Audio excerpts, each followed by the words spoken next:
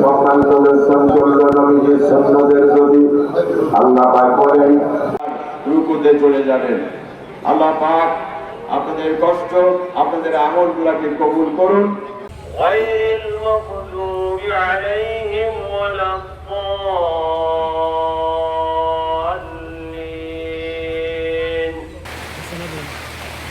الله أكبر.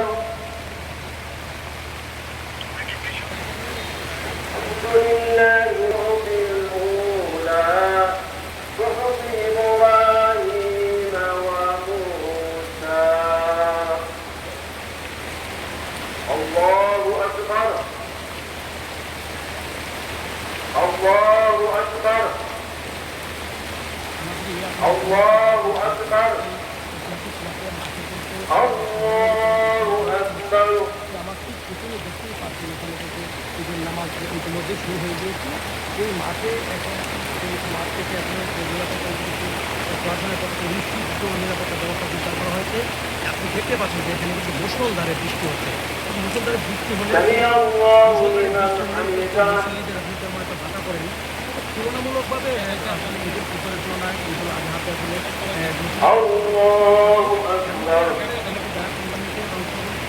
তারা কিন্তু স্ব এলাকায় যে মসজিদ বা মাঠে আসলে এই 6টা 7টা 8টা এই টাইমগুলোতে যখন নামাজ শুরু হয়ে যায় তখন তো তার উন্নতি অর্জন যার ফলে ভাটা পড়ে।